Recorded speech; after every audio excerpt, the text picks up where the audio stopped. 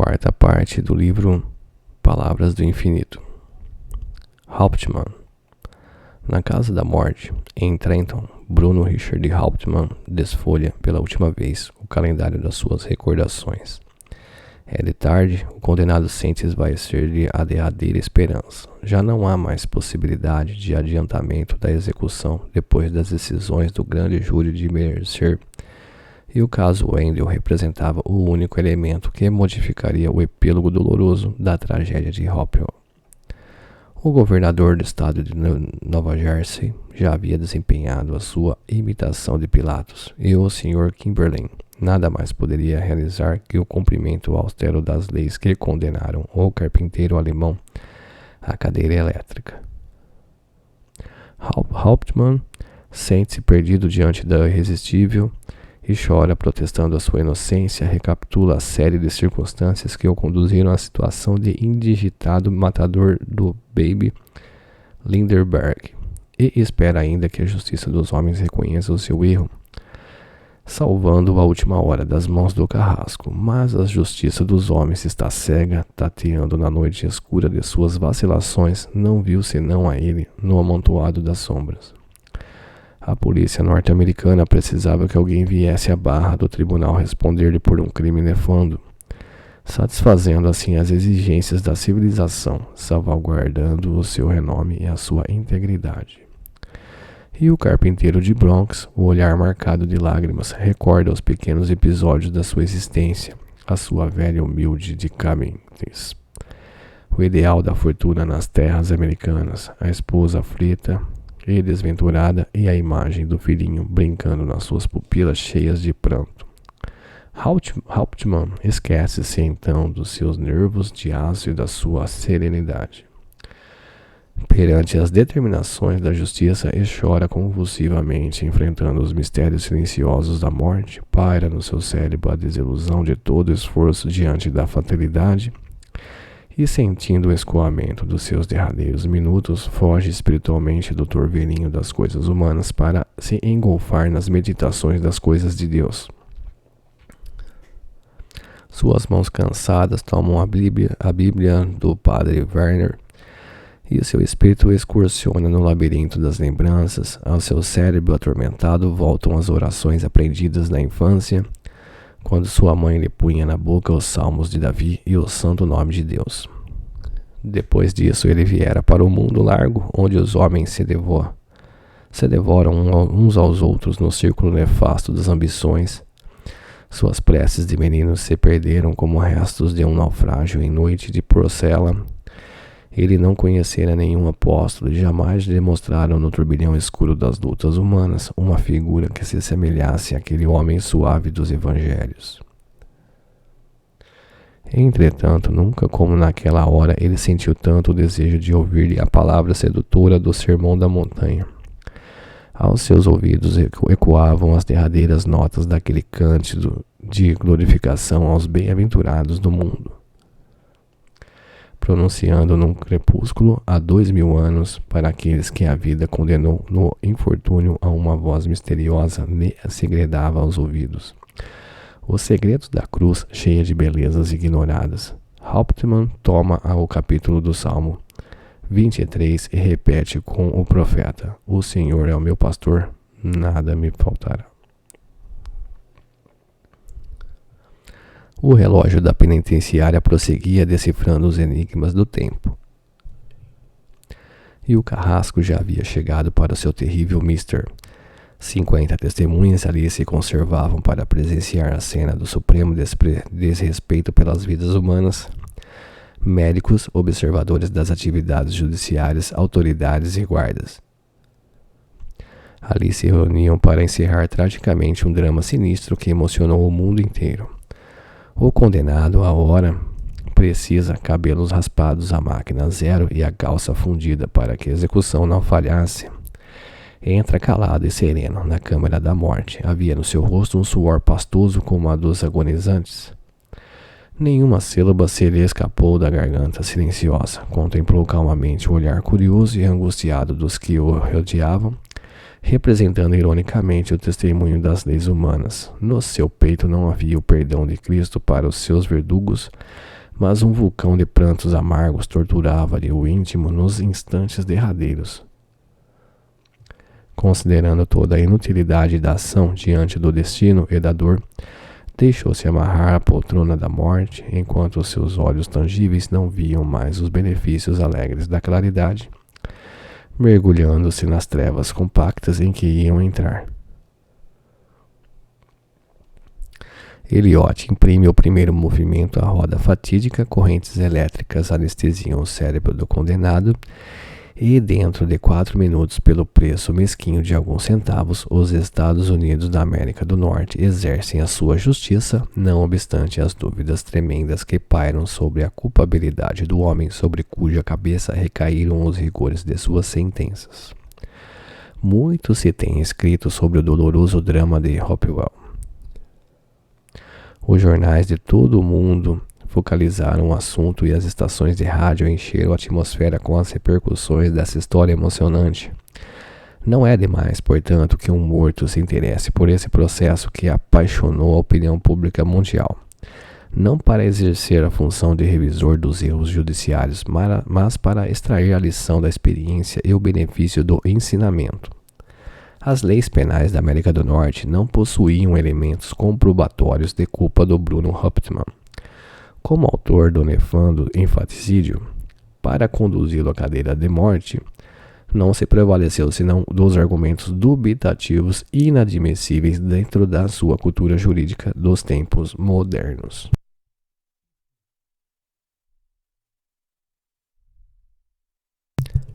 Muitas circunstâncias preponderavam no desenrolar dos acontecimentos e que não foram tomadas nas considerações que lhes era devida. A história de Isidoro Fish, a ação de Betty Cole e de Violeta Sharp,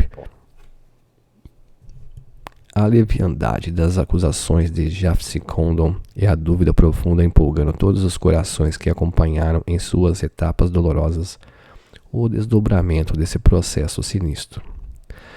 Mas em tudo isso, nessa tragédia que feriu cruelmente a sensibilidade cristã, há uma justiça pairando mais alto que todas as decisões dos tribunais humanos, somente acessível aos que penetraram o escuro mistério da vida, no ressurgimento das reencarnações.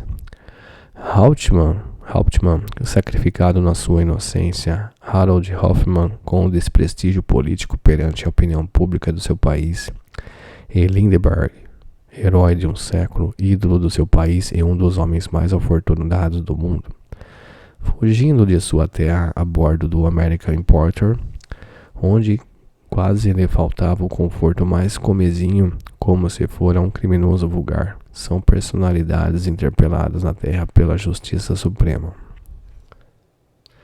Nos segundos e nos espaços há uma figura de Argus observando todas as coisas. No seu tribunal do direito absoluto, a Themis divina arquiteta e trama dos destinos de todas as criaturas, é só nessa justiça pode a alma guardar a sua esperança. Porque o direito humano, quase sempre filho da supremacia da força, é às vezes falho de verdade e de sabedoria. Dia virá em que a justiça humana compreenderá a extensão do seu erro, condenado um inocente. As autoridades jurídicas hão de se preparar para a enunciação de uma nova sentença, mas o processo terá subido integralmente para a alçada da equidade suprema.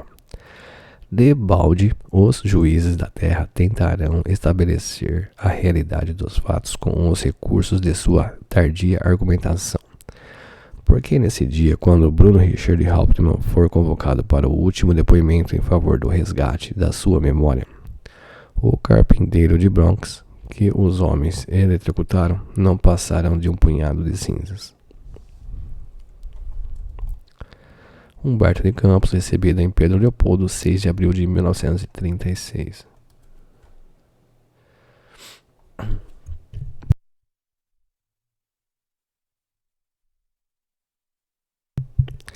A Ordem do Mestre. Avizinhando-se o Natal, havia também no céu um rebuliço de alegrias suaves. Os anjos acendiam estrelas nos cômodos de neblinas douradas e vibravam no ar as harmonias misteriosas que encheram um dia de encantadora suavidade a noite de Belém. Os pastores do paraíso cantavam, e enquanto as harpas divinas tangiam suas cordas sob o esforço caricioso dos zéfiros da imensidade, o Senhor chamou o discípulo bem-amado ao seu trono de jasmins matizados de estrelas. O vidente de Patmos não trazia o estigma da descrepitude como nos seus últimos dias entre as esporades.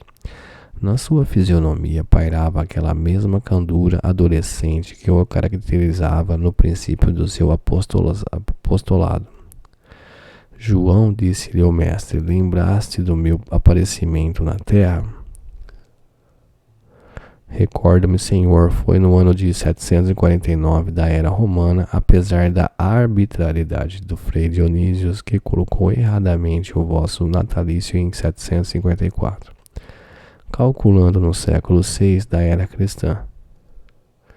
Não, meu João, retornou docemente o Senhor, não é a questão cronológica que me interessa interguindo sobre o passado, é que nessas suaves comemorações vem até mim um murmúrio doce das lembranças.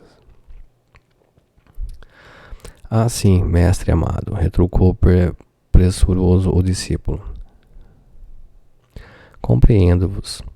Falais da significação moral do acontecimento, ó, se me lembro. A manjedoura, a estrela guiando os poderosos ao estábulo humilde, os cânticos harmoniosos dos pastores, a alegria ressoante dos inocentes, afigurando-se-nos que os animais vos compreendiam mais que os homens, aos quais ofertáveis a lição da humildade como o tesouro da fé e da esperança. Naquela noite divina, todas as potências angélicas do paraíso se inclinaram sobre a terra cheia de gemidos e de amargura para exaltar a mansidão e a piedade do Cordeiro. Uma promessa de paz desabrochava para todas as coisas com o vosso aparecimento sobre o mundo. Estabelecera-se um noivado meigo entre a terra e o céu, e recordo-me do júbilo com que vossa mãe vos recebeu nos seus braços feitos de amor e de misericórdia. Dir-se-ia, mestre, que as estrelas de ouro do paraíso fabricaram naquela noite, de aromas e de radiosidades indefiníveis, um mel divino no coração piedoso de Maria. Retrocedendo no tempo, meu Senhor bem-amado, vejo o transcurso da vossa infância, sentindo o martírio de que fostes objeto. O extermínio das crianças de vossa idade, a fuga dos braços carinhosos da vossa progenitora, os trabalhos manuais em companhia de José, as vossas visões maravilhosas do infinito, em comunhão constante com o vosso e nosso Pai, preparando-vos para o desempenho da missão única que vos fez abandonar por alguns momentos os palácios de sol da mansão celestial para descer sobre as lamas da terra. Sim, meu João, e por falar nos meus deveres, como seguem no mundo as coisas atenientes à minha doutrina?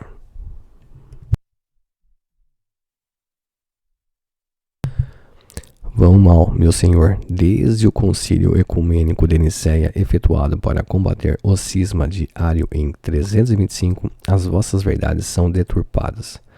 Ao arianismo seguiu-se o movimento dos iconoclastas. Em 787, tanto contrariaram os homens o vosso ensinamento de pureza e de simplicidade, que eles próprios nunca mais se entenderam na interpretação dos textos evangélicos.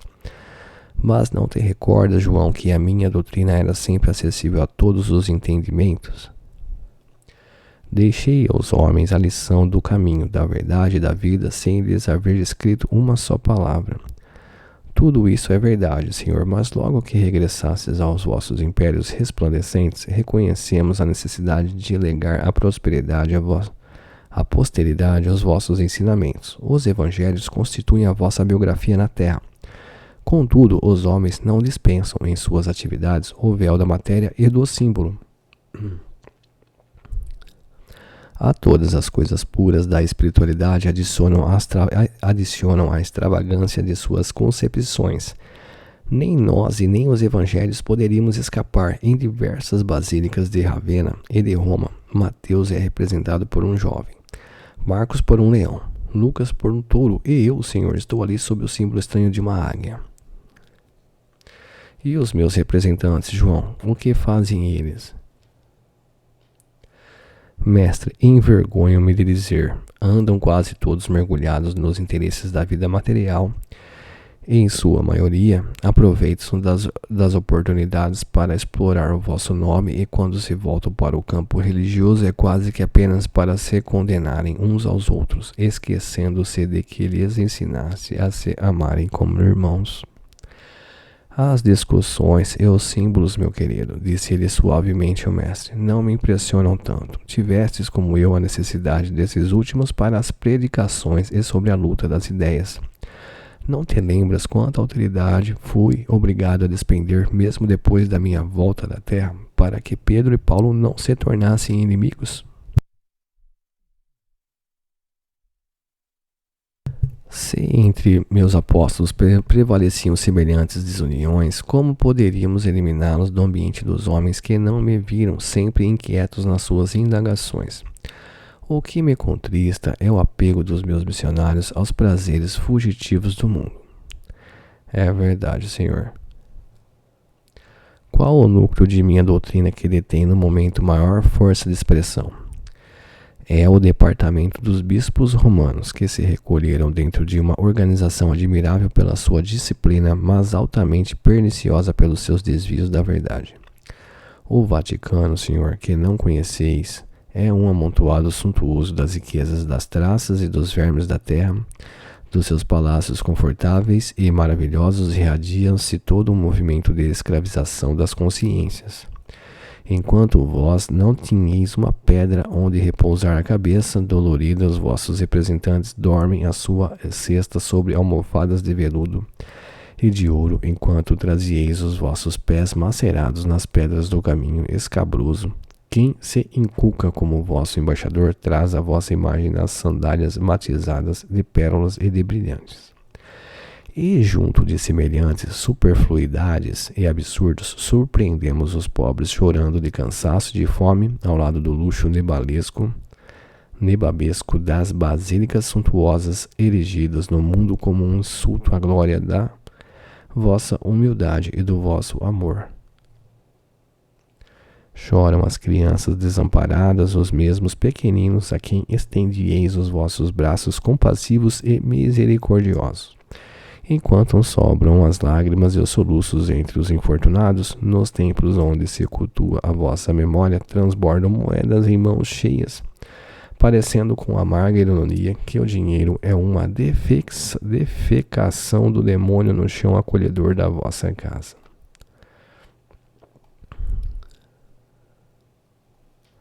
Então, meu discípulo, não poderemos alimentar nenhuma esperança.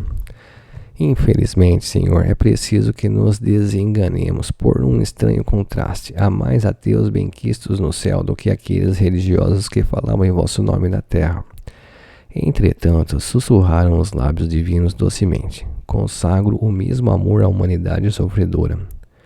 Não obstante a negativa dos filósofos, as ousadias da ciência, o apodo dos ingratos, a minha piedade inalterável, que sugeres, meu João, para solucionar tão amargo problema?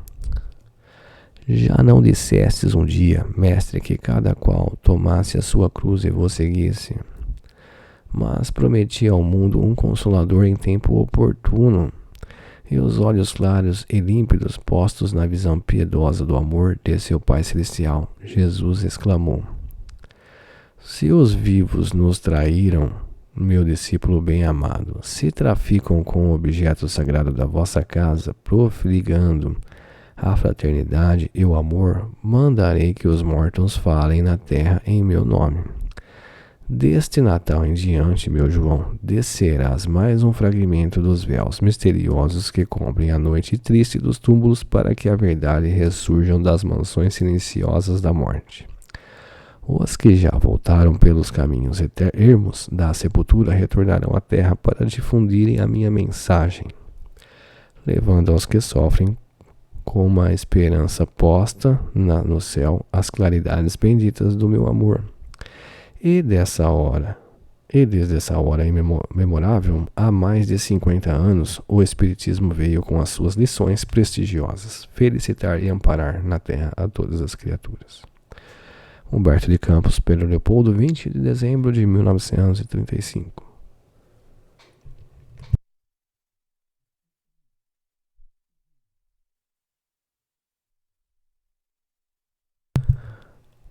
Ó Jerusalém, ó Jerusalém. É possível a estranheza dos que vivem na terra com respeito à atitude dos desencarnados, esmiuçando-lhes as questões e opinando sobre os problemas que os inquietam. É lógico, porém, que os recém-libertos do mundo falem mais com o seu cabedal de experiências do passado que com a sua ciência do presente.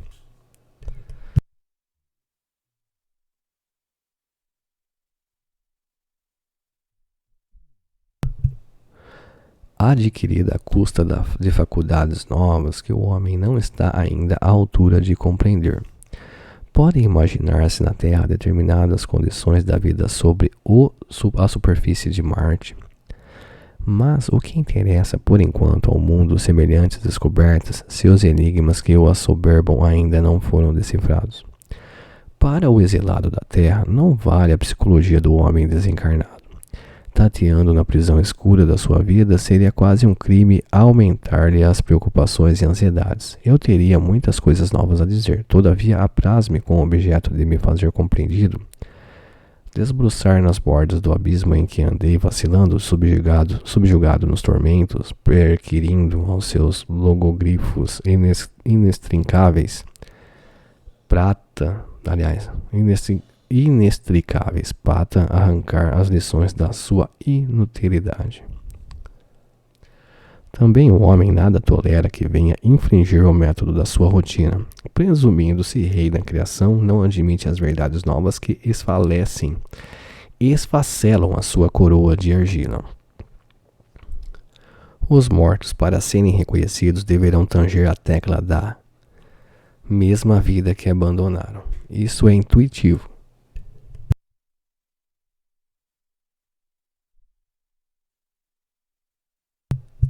O jornalista, para alinhavar os argumentos da sua crônica, busca os noticiários.